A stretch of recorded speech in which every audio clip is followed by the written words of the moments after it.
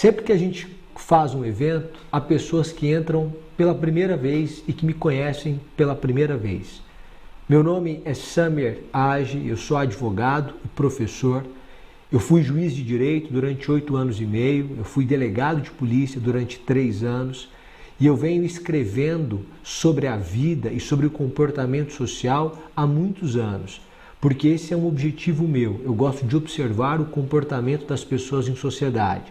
E aliado a isso, eu tenho lido e lido muito, e por isso tenho capitaneado este clube de leitura que será lançado na quarta-feira. Basicamente, esta é uma apresentação. Eu escrevi alguns livros, mas esse não é o objetivo da noite. O objetivo é você. Eu quero atingir você. A leitura, ao longo da minha vida, mudou muito a minha vida. E isso é evidente, porque se você olhar, eu fiz faculdade de Direito. Eu me tornei delegado, depois eu me tornei juiz. Sem leitura e sem muita leitura, isso não é possível. Eu escrevi livros que totalizam 6 nesse momento, e sem leitura, isso não é possível. E eu venho me comunicando com vocês, e sem leitura, isso não é possível. A leitura muda a forma de você se expressar, muda a forma de você se fazer compreender e muda a sua compreensão do mundo. Eu amo uma frase famosíssima do Mário Quintana que diz o seguinte: os livros não mudam o mundo, os livros mudam as pessoas é que mudam o mundo. Eu quero que você possa ficar comigo nesses 3 dias. E se você se lembrou de alguém que tem que estar com a gente nesses 3 dias, que você possa compartilhar essa live, essa aula com essa pessoa que precisa desse conhecimento. Se você está no YouTube, dê um like nessa nossa aula e compartilhe. Se você está no Instagram, uma curtida nessa aula, neste momento, e compartilhe com mais pessoas para que elas possam participar. Sem mais delongas, eu quero começar com você, falando sobre como nós nos tornamos solitários. Eu refletia sobre a minha vida. Eu prometi a mim mesmo que eu seria o mais sincero possível nesses 3 dias de live. Isso significa expor uma vulnerabilidade, mas eu não pretendo aqui ser de forma alguma uma espécie de herói, de alguém que não sofreu ou que não experimentou sofrimento, de alguém que sempre acertou. Eu quero aqui ser uma pessoa real, a pessoa que fui e a pessoa que sou. Isso vai demandar uma exposição e a exposição de vulnerabilidades que eu tenho. Isso faz parte. Eu decidi ser uma pessoa pública e, portanto, é honesto da minha parte ser assim.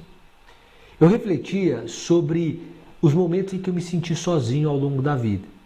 Mas eu fiz uma retrospectiva e eu voltei à 5ª série. E há momentos marcantes em que eu me senti sozinho. Na 5ª série, no primeiro ano do ensino médio, quando eu passei no concurso de delegado, no início da carreira de delegado, e depois entre 28 anos e 30 anos como juiz.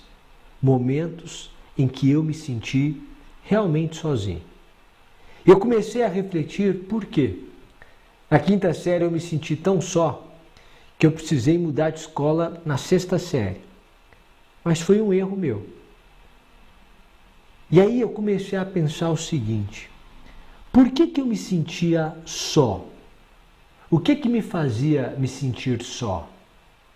Nesses momentos todos, na 5ª série, no primeiro ano do ensino médio, quando eu passei no concurso de delegado e tomei posse, depois entre 28 anos e 30 anos na qualidade de juiz. Algumas coisas. E algumas coisas que eu aprendi com Gabriel Garcia Marques também. A primeira delas é uma espécie de prisão ao passado. Eu chamo isso de prisão ao passado. O que significa basicamente que você não entende que a sua vida mudou, que você mudou de fase, que você mudou de época. Outro dia eu escutava um líder religioso dizer que os problemas mais graves que chegam ao seu gabinete são de pessoas que não aceitam uma mudança de fase. O sujeito que é casado, mas que quer ter a vida de solteiro. O sujeito que tem filhos, que quer ter a vida como se não tivesse filhos. O sujeito que assumiu uma responsabilidade, mas quer viver como se ela não existisse. Ele quer voltar ao passado. Essa prisão ao passado impede a gente de compreender essa nova fase. É não aceitar o que eu chamo de acaso, o acaso de caso pensado. E aí a gente deixa de construir grandes coisas. Quando eu pego aqui no início de 100 anos de solidão, o Gabriel Garcia Marques diz o seguinte: na sua juventude, José Arcádio e seus homens, com mulheres e crianças e animais e todo tipo de utensílios domésticos, atravessaram a serra, buscando uma saída para o mar. E ao cabo de 26 meses, desistiram da aventura e fundaram Macondo, para não ter que empreender o caminho de volta. Aceitar o acaso de caso pensado é uma forma maravilhosa de não experimentar solidão. Eles procuravam a saída para o mar porque eles queriam fundar uma cidade que fosse com praia, com saída para o mar, litorânea. Só que o que aconteceu? Aconteceu que eles não encontraram isso. E no meio do caminho, eles criaram uma cidade chamada Macondo. Eles aceitaram o acaso de caso pensado, porque não dava para empreender o caminho de volta.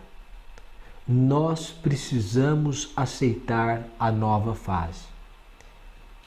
Em vários momentos da minha vida eu experimentei solidão, porque na quinta série eu queria voltar para a quarta, porque a quarta foi maravilhosa, porque eu tinha um monte de amigos e de repente eu havia me mudado por uma escola em que eu não conhecia ninguém. Eu queria voltar ao passado. Ó, memória infiel, apresenta o passado de forma distorcida, como se o melhor da vida estivesse lá. Ah, quem me dera voltar para lá. Esperança no passado é esperança torta, e esperar o inesperado é mudança morta, que desvia do caminho projetado o projetista e o faz perder de vista. É total solidão. Talvez a sua solidão seja só fruto desta prisão que você estabeleceu no passado. Você não aceita a mudança de fase, você não aceita o fim. Você teve um relacionamento que foi muito bom, você teve uma fase que foi muito boa. Talvez na faculdade, talvez os seus primeiros anos de trabalho, talvez na escola, talvez o seu casamento que agora efetivamente acabou. Talvez você olhe para trás e perceba que por um momento você foi feliz, mas aquela fase acabou. Aquela pode ter sido a sua primeira primavera, mas nada, entenda, nada se compara à segunda primavera da vida. E esse é um ponto importante. Eu me recordo que no primeiro ano do ensino médio, eu também me senti muito só. E eu me senti muito só por dois motivos. Mais um, eu quero destacar para você que foi o mesmo que me acometeu quando eu era juiz, entre 28 e 30 anos, que era um foco excessivo em uma determinada área da vida. Eu tinha um foco muito específico. Então, no primeiro ano, eu estava estudando muito na escola. Depois, eu estava estudando muito, eu estava trabalhando muito como juiz, porque eu era juiz e eu tinha fundado o CPIURES e eu cuidava do curso, me lecionava aulas, gravava muito, mas eu gravava todos os dias e essa combinação implicava um total foco no trabalho. E aí eu preciso lembrar Santo Agostinho, e com Agostinho de Hipona eu aprendi no Sobre a Vida Feliz que o caminho da felicidade, que a felicidade está na sabedoria. E a sabedoria está na proporção, na boa medida, na proporcionalidade. Ou seja, eu preciso cuidar de todas as áreas da minha vida. Sob pena de acender a luz de um cômodo, que é a vida profissional, e deixar todos os outros escuros. A vida sentimental, a espiritual, a familiar e mesmo a financeira, se você não tiver cuidado. Ou seja, o foco excessivo em uma das áreas da vida pode provocar solidão. Eu quero dizer a você que o que torna você solitário é uma espécie de fanatismo por um objetivo. Eu amo gente que tem sonho no pulmão. Eu amo gente que respira o que quer. Mas eu amo gente que é capaz de conversar sobre outros assuntos que não esse objetivo. Eu amo gente que lê jornal. Eu amo gente que lê Machado de Assis. Eu amo gente que joga futebol. Eu amo gente que joga conversa fora. A gente precisa entender cada momento da vida. Não dá para você ter um foco excessivo em uma determinada área da vida. Certo trecho da obra, o Gabo diz assim: enfim, no começo de dezembro, Úrsula irrompeu transtornada na oficina. Começou a guerra, ela gritou. Mas na verdade, tinha começado 3 meses antes. Geralmente, quando você não faz parte do plano, você o descobre tarde demais. Quando você não faz parte do grupo, você nem fica sabendo. Quando você não pertence, quando a notícia chega até você, já aconteceu. Isolar-se é um erro. Eu sei que as pessoas nos ferem. E eu sei que nós somos feridos por pessoas. Mas não se engane, nós somos curados por pessoas também. A cura está nas pessoas. Tanto é assim que Salomão vai dizer: a língua do sábio é medicina. A língua do sábio é medicina. Você vai ser curado assim. Em um determinado trecho da obra, Gabo escreve o seguinte: Dom Apolinar Moscote teve dificuldade para identificar aquele conspirador de botas altas e fuzil cruzado nas costas com quem tinha jogado dominó até as 9 da noite do dia anterior. Isso é um disparate, Aurelito, exclamou. Disparate coisa nenhuma, disse Aureliano. Isso é a guerra, e não me chame de Aurelito de novo. Agora eu sou o coronel Aureliano Buendia. Há uma crônica de Machado de Assis chamada O Espelho. O alferes matou o homem. O sujeito tinha jogado dominó com ele um dia antes. Um dia antes. Eles eram próximos. Eram companheiros, ele inclusive era o sogro dele, eram próximos, era o Aurelito. No dia seguinte ele chega em razão da guerra e diz: não me chame de Aurelito não, eu sou o coronel Aureliano Buendia. Quantas pessoas você conhece que foram mortas pela profissão? O alferes matou o homem, sugou o homem, destruiu o homem. Agora ele só fala disso, ele só vive isso, ele só conversa sobre isso. Ele só se dedica a isso. Não há vida fora da medicina, não há vida fora do direito, não há vida fora da odonto, não há vida fora do marketing digital, não há vida fora de nada. É só vida profissional, é só vida profissional. Os amigos de infância são nada. Deixa eu te dizer uma coisa. Para algumas pessoas, você sempre será o Aurelito. E nunca será o coronel Aureliano Buendia. Eu sou de Anápolis, quando eu estou na minha cidade com os meus amigos de infância, nós brincamos sobre tudo e falamos sobre tudo. Não há formalidades, não há posições, não há títulos. Porque para eles eu sou aquele amigo desde sempre. E eles a mesma coisa para mim. Cuidado para que esse seu foco não conduza você à solidão e nem afaste você das pessoas. Mas eu disse que havia um segundo motivo para eu ter experimentado solidão ali quando eu estava no meu primeiro ano do ensino médio. E o segundo motivo era um perfil excessivamente crítico. Eu sei que algumas pessoas falam sobre autocrítica, e autocrítica é um negócio maravilhoso porque te dá senso de realidade, autodepreciação não. Mas eu quero dizer a você que eu era excessivamente crítico, não autocrítico, crítico. E quando você é muito estudioso na sala de aula, essa crítica que você dirige a alguém, ela pode ser muito pesada. Porque a sua palavra tem muito peso, porque você de alguma forma é referência a alguém. Pessoas muito críticas se tornam pessoas sozinhas.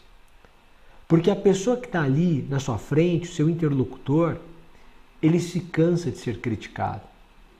Então ele vai se afastando. Ele vai se afastando. E esse perfil excessivamente crítico que eu tive no primeiro ano, quando eu entrei no segundo ano, como que, iluminado por uma inspiração divina, eu decidi que eu não iria criticar. Falei, gente, eu não vou criticar ninguém por nada. Foi uma decisão que eu tomei no primeiro, segundo, nos primeiros dias de aula. E eu não criticava nada. Eu não criticava a aula, eu não criticava os colegas. Eu decidi ser amigo de todo mundo. Eu não era falso. Eu só não ficava apontando o defeito das pessoas para as pessoas. E o melhor ano, não só do meu ensino médio, mas de toda a minha história na escola, da quinta série até o terceiro ano, foi o meu segundo ano em um colégio lá em Anápolis chamado Galileu. Foi maravilhoso. Eu era amigo de todo mundo na sala. A turma era super unida.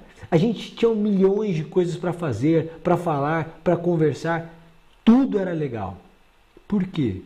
Porque naquele ano eu tinha decidido não ser excessivamente crítico.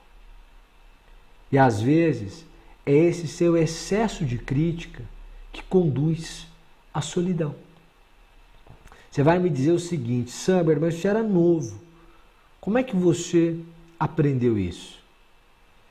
Eu vou ler um trecho de Gabriel Garcia Marques, aqui, de 100 anos de solidão, em que ele diz o seguinte: não se alarmaram até o terceiro dia, quando na hora de ir deitar, se sentiram sem sono e perceberam que estavam há mais de 50 horas sem dormir. As crianças também estão acordadas, disse a Índia com sua convicção fatalista. Depois que a peste entra em casa, não escapa ninguém. Haviam sim contraído a enfermidade da insônia. O que eu quis dizer aqui no destaque era uma pergunta que eu fiz aos alunos, que era a seguinte: você acha que a insônia é contagiosa? Não, a insônia não é. Mas comportamentos familiares são contagiosos? São. Quando você vive numa família muito rigorosa, é possível que você adote um perfil muito crítico do que pode e do que não pode ser feito. E quando você adota esse perfil muito crítico, muito crítico, isso de alguma forma vai fazendo com que você afaste as pessoas. Mas você só está reproduzindo um padrão de comportamento familiar. Ixi, acho que aqui no YouTube está perfeito, né? Está rodando perfeito. É porque no Instagram parece-me que não. Pessoal que estiver no Instagram pode migrar para o YouTube e continuar assistindo no YouTube se for o caso. Preste atenção. O que acontece? Você acaba reproduzindo padrões familiares. A Philippa Perry, no livro, o livro que você gostaria que seus pais tivessem lido, ela fala isso.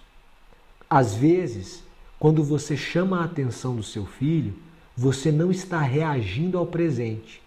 Você está reagindo ao passado. Porque um dia o seu pai fez isso com você. E agora você está fazendo a mesma coisa com seu filho. Você acha que essa é uma decisão acertada, porque afinal de contas a sua educação deu certo. Mas você não se recorda que quando seu pai chamou a sua atenção daquela forma e disse que você era incapaz, que você era tolo, que você era burro, usando uma expressão coloquial, você se sentiu assim, menor. Só que você se esqueceu disso. E agora você está provocando o mesmo trauma no seu filho. Padrões de comportamento familiar podem conduzir você à solidão. Mas eu quero destacar um outro ponto que pode conduzir você à solidão em relação a esse perfil crítico. Em determinado trecho da obra, Gabriel Garcia Marques diz o seguinte: ao amanhecer, depois de um conselho de guerra sumário, Arcádio foi fuzilado contra o muro do cemitério. Nas 2 últimas horas de sua vida, não conseguiu entender por que havia desaparecido o medo que o atormentava desde a infância. Pensava em Úrsula, sua mãe, que naquela hora devia estar debaixo da castanheira, tomando café com José Arcádio Buendia, seu pai. Pensava em sua filha, de 8 meses, que ainda não tinha nome, e no que ia nascer em agosto. Pensava em Santa Sofia de la Piedade, a sua esposa, que na noite anterior ele tinha deixado salgando um veado para o almoço do sábado. E sentiu falta do seu cabelo cascateando sobre os ombros e das pestanas que pareciam artificiais. Pensava em sua gente sem sentimentalismos, num severo acerto de contas com a vida, começando a compreender o quanto na verdade amava as pessoas que mais havia odiado.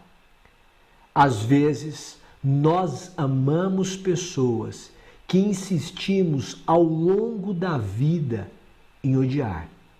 E no fim, nós nos arrependemos dos abraços e dos beijos que não demos, das conversas felizes que não tivemos. Um perfil excessivamente crítico dentro da família vai gerar desavenças, competições, brigas, disputas e rupturas. Essas rupturas não vão significar que você não ame o seu irmão, não ame o seu parente, não ame o seu primo, não ame o seu tio, não ame o seu sobrinho. Você ama. Mas neste momento você insistiu em odiar. Porque vocês discutiram, porque vocês foram críticos um do outro, porque vocês foram agressivos um com o outro, por conta de um padrão de comportamento familiar. Não insista em odiar as pessoas que você ama. Em um determinado trecho de A Mulher Desiludida de Beauvoir, ela escreve o seguinte: como é penoso, como é difícil odiar a quem se ama. Não insista neste perfil excessivamente crítico. Ele pode levá-lo à solidão. Eu refleti que grande parte da minha solidão foi provocada também por vaidade. Por quê? Porque às vezes você está muito focado em você. E você quer chamar a atenção. E então você se esquece do outro. E na verdade, quando você se esquece do outro, isso vai conduzindo você a uma situação de absoluta solidão. Porque ou o assunto é você, ou não há assunto. Ou o assunto é o seu plano, ou ninguém, ou você não se interessa. Você não tem espaço para o outro. Pior, às vezes você não tem princípios. E aí você fica focado em destruir o outro. Sinceramente, isso não foi o meu caso. Essa segunda parte. Eu estou contando das minhas vulnerabilidades, mas realmente esse nunca foi o meu caso. Eu nunca tive por foco destruir alguém. De jeito nenhum. Mas às vezes o ódio toma conta do seu coração. E você passa a ter como objetivo destruir alguém. Gabo vai dizer, não se iluda, ele conta um trecho de uma irmã falando de outra irmã. Não se iluda, podem me levar até o fim do mundo, que eu vou dar um jeito de impedir seu casamento, nem que precise matar você, diz Amaranta para sua irmã Rebeca. Primeiro lugar, não subestime a rivalidade entre irmãos. Segundo lugar, não alimente a rivalidade entre irmãos. Terceiro lugar, substitua a competição na família pela cooperação na família. É mais inteligente, é mais amoroso. Mas mais do que isso, eu quero dizer a você, quando o seu foco está em destruir alguém, você não é capaz de construir nada, nem amizades reais. A existência de um inimigo em comum pode unir pessoas momentaneamente, mas não de forma vitalícia. Momentaneamente você se une a pessoas que não são pessoas de bem, porque vocês têm um inimigo em comum. Mas isso não serve para a construção de uma amizade da vida. Não alimente o ódio. Não faça isso hoje, não faça isso amanhã, não faça isso nunca. Um terceiro ponto que conduz à solidão são filtros inadequados. Filtros inadequados. Porque à medida que você cresce, você vai conhecendo pessoas diferentes. Você conhece pessoas diferentes. Pessoas que têm histórias de vida diferentes, perfis familiares diferentes, religiões diferentes, criações, educações, projetos de vida diferentes. Gente, é possível admirar uma pessoa que tem uma visão completamente diferente da sua da vida, desde que a intenção dela seja boa e desde que essa visão seja que ela tem no coração mesmo. É possível admirá-la. É possível conviver com ela. Porque às vezes você vai aprender dentro da sua família que determinadas pessoas não servem ou que determinados comportamentos são equivocados, mas às vezes a pessoa que está diante de você pode até estar errando por um momento, mas ela precisa do seu carinho, do seu afeto, do seu acolhimento, até para perceber o erro. E um determinado trecho da obra, Gabo diz assim, que José Arcádio Buendia e Úrsula se casaram com uma festa de banda e rojões que durou 3 dias. E aí ele diz, teriam sido felizes desde então, se a mãe de Úrsula não a houvesse aterrorizado com tudo que é tipo de prognóstico sinistro sobre sua descendência, a ponto de conseguir que ela se recusasse a consumar o matrimônio. Como eles eram parentes, a mãe de Úrsula dizia a ela, o filho vai nascer com um rabo. E ela aterrorizou a filha num ponto que a filha não tinha condições de coabitar com o marido. Isso gera uma crise severa no casamento que depois se resolve de uma forma que o livro explica.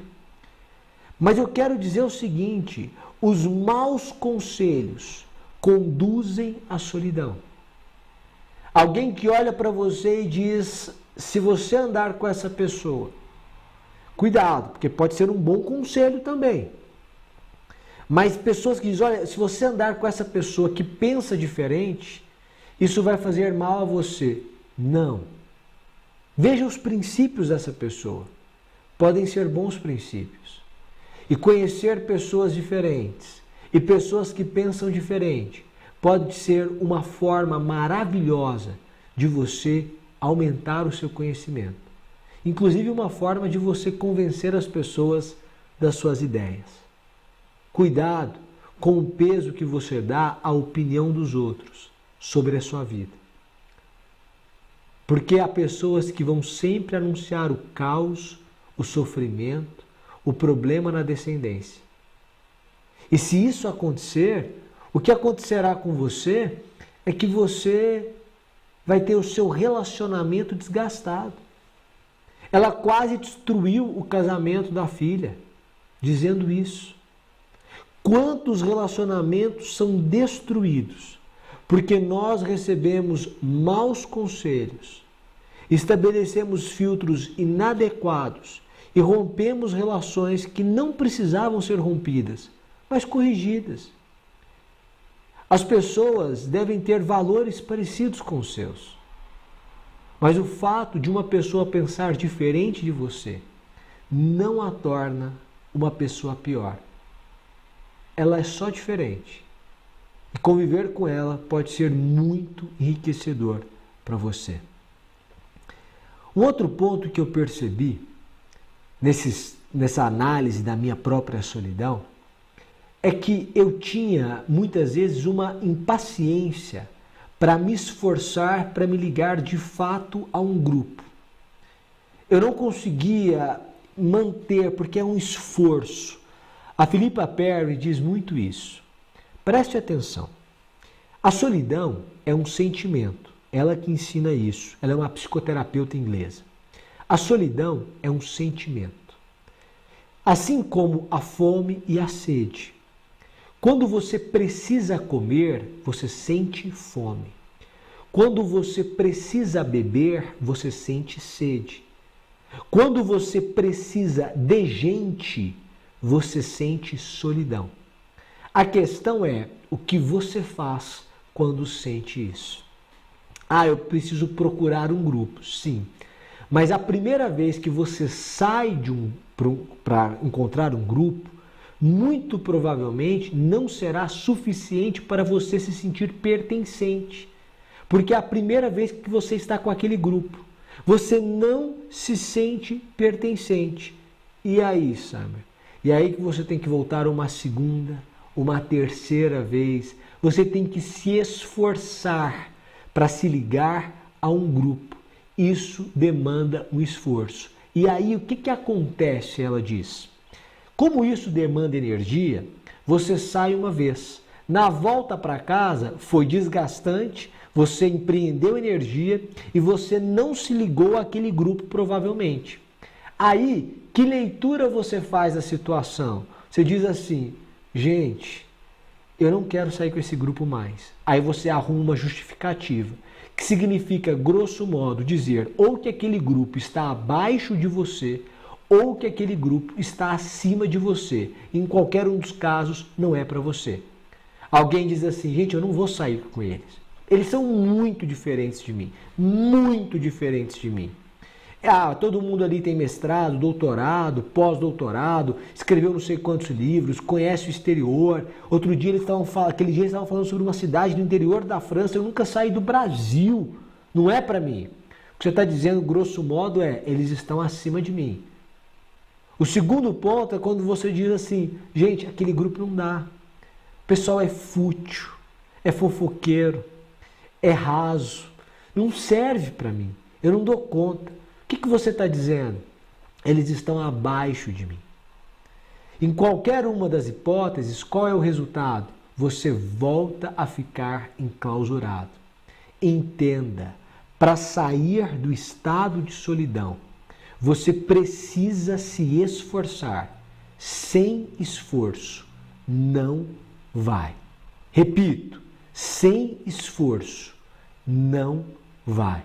Eu preciso que você tenha isso em mente. É preciso um esforço. E às vezes você está enxergando correntes que não existem. Em uma determinada parte da obra, Gabo diz o seguinte: achou, porém, que seu marido se entristecia com as más notícias. Então escolheu mentir.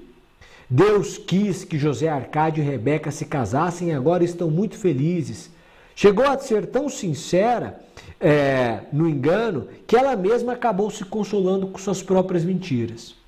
José Arcádio Buendia já estava fora do alcance de qualquer preocupação, mas ela, Úrsula, insistiu. Achou-o tão manso, tão indiferente a tudo, que decidiu soltá-lo. Mas ele nem se mexeu do banquinho. Continuou exposto ao sol e à chuva, como se as cordas fossem desnecessárias, porque um domínio superior a qualquer amarra visível o mantinha atado ao tronco da castanheira. Sabe o que ele está dizendo aqui? Soltar o José Arcádio. As cordas que o amarravam não o amarravam mais. Que o amarravam não o amarram mais. A despeito disso, ele continuou parado. Você às vezes está preso a correntes que não existem. Talvez essas correntes tenham existido, mas elas não existem mais. A sua desculpa para não fazer amizade, que poderia ser uma verdade, era uma corrente. Essa corrente não existe mais. Ou você está vendo o que é invisível, e aí você está se enganando, ou você terá que se esforçar, sair do banquinho, andar, ir, voltar, ir de novo, até se ligar de fato às pessoas. Ainda, confusão entre gostos e o caminho da solidão. Essa foi uma razão para que eu experimentasse solidão. Porque eu, particularmente, eu gosto de livro, eu gosto de jornal, eu gosto de escrever. E como eu gosto disso tudo, você pode dizer para mim o seguinte: isso é próprio de uma pessoa introspectiva. Isso é próprio de uma pessoa introspectiva. Agora, entre a introspecção e a solidão, há a distância da realidade. Você pode ser uma pessoa introspectiva. Você pode gostar de livros. Você pode gostar de ficar sozinho. Você pode gostar de escrever. Você pode gostar de ler. Mas você não pode viver só. Solitude é um negócio maravilhoso quando é opcional, quando é momentâneo, quando é alternado. Eu vou tirar uma sexta-feira para ficar sozinho, para ler um livro, para tomar um vinho. É maravilhoso. Agora, se toda sexta, sábado e domingo da sua vida, se todos os dias forem solitários, você não será feliz. Não chame isso de solitude, não chame isso de felicidade, não chame isso de autoconhecimento. O nome disso é solidão. O nome disso é solidão. Na página 56 da obra, ele diz: mas o sistema exigia tamanha vigilância e tanta fortaleza moral que muitos sucumbiram ao feitiço de uma realidade imaginária, inventada por eles mesmos, que acabou sendo menos prática, porém mais reconfortante. As pessoas criam realidades imaginárias como um mecanismo de sobrevivência. O que você está dizendo que é a sua característica, porque você gosta de ler, porque você gosta de escrever, porque você gosta de ficar sozinho, é por isso que você está experimentando solidão, é um engano. Você pode arrumar essa alternativa, ou esse argumento, para você se sentir melhor. Mas não é a verdade. É uma realidade imaginária. Porque o fato de você ser introspectivo não significa e não pode significar que você seja solitário. Pare com essa confusão. Eu tinha essa confusão. Eu tinha essa confusão. Eu olhava e dizia assim, gente, como é que eu vou... Aqui, preste atenção aqui. Como é que eu vou me ligar às pessoas porque eu quero ficar lendo, eu quero ficar em casa, eu quero ficar só? Não dá. Mas dá. Porque há pessoas com gostos parecidos com os seus. Há pessoas que amam ler. Há pessoas que amam se encontrar para conversar. Amam almoço. Tem gente que ama essa programação. E ela é própria de você. Acho que a câmera está certa, né? Bom, prossigamos. Um outro ponto que me fez sentir solidão é o que eu chamei de círculos fechados. Eu tenho meu grupo. Eu só ando com o meu grupo. Eu só saio com o meu grupo. Eu só converso com o meu grupo. Eu só vivo pro meu grupo. Só tem assunto do meu grupo. Você tem que ter outros grupos, outras redes de contato, outros amigos. Você tem que ter a turma do trabalho, a turma da infância, a turma que você conheceu quando estava fazendo uma pós-graduação, a turma que você conheceu porque decidiu empreender uma determinada área. Você tem que ter turmas. Agora eu estou cansado dessa história de networking. Tem que ser o networking. Vou fazer networking. Não. Tem que fazer amizade. Pare com os círculos fechados. Você tem o seu círculo de amizades, mas tenha mais círculos, mais pessoas. Se aproxime de mais gente. Esteja aberto. E o terceiro ponto, e o último ponto aqui, que eu percebi que me conduzia à solidão, era a insegurança. E um determinado trecho da obra, um trecho um pouco maior, ele diz assim: Arcádio deu uma rara mostra de generosidade ao proclamar um decreto de luto pela morte de Pietro Crespi. Úrsula, sua mãe, interpretou o gesto como a volta do cordeiro extraviado, mas ela se enganou. Havia perdido Arcádio não a partir do momento em que ele vestiu o uniforme militar, mas desde sempre. Acreditava tê-lo criado como um filho, como criar a Rebeca, sem privilégios nem discriminações. No entanto, Arcádio tinha sido uma criança solitária e assustada durante a peste da insônia, no meio da febre utilitária de Úrsula, dos delírios de José Arcádio Buendia, do hermetismo de Aureliano, da rivalidade mortal entre Amaranta e Rebeca. Jamais conseguiu se comunicar com ninguém melhor do que com Visitación Catauri em sua língua. Na verdade, Melquíades foi o único que cuidou dele de verdade. Nem imaginava o quanto ele tinha chorado em segredo a morte de Melquíades. E com desespero tratou de revivê-lo no estudo inútil de seus papéis. A escola, onde prestavam atenção nele, onde ele era respeitado, e depois o poder, com seus decretos perentórios e seu uniforme de glória, o libertaram do peso de uma antiga armadura. Gente, o que acontece aqui? O Arcádio é grosso, o Arcádio é bruto, o Arcádio é um sujeito inseguro. Todo grosseiro, insensível e egoísta é alguém que se sentiu não amado, rejeitado, solitário na infância. Para você se curar disso, você tem que se curar da própria insegurança que isso trouxe para você.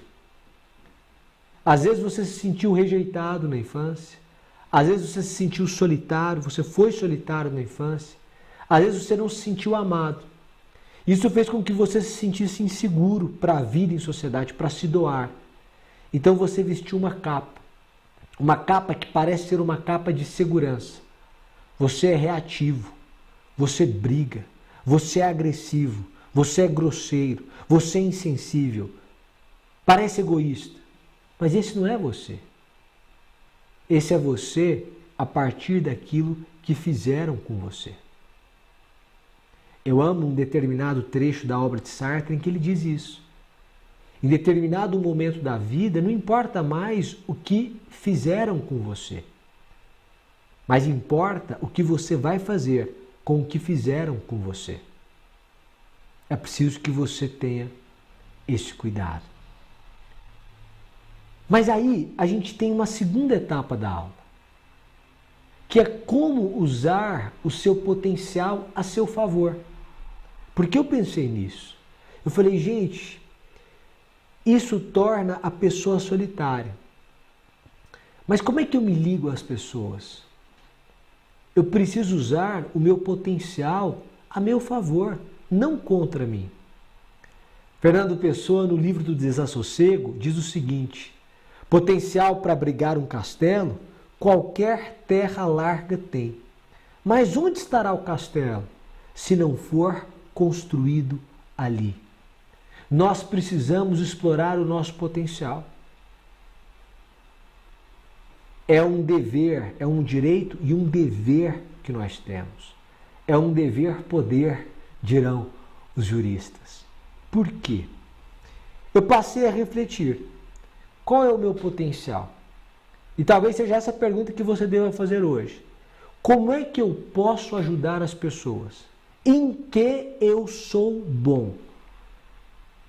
E eu passei a me fazer essa pergunta. Como é que eu posso ajudar as pessoas? Em que eu sou bom? Eu sou bom em instruir as pessoas. Eu sou bom em aconselhar as pessoas.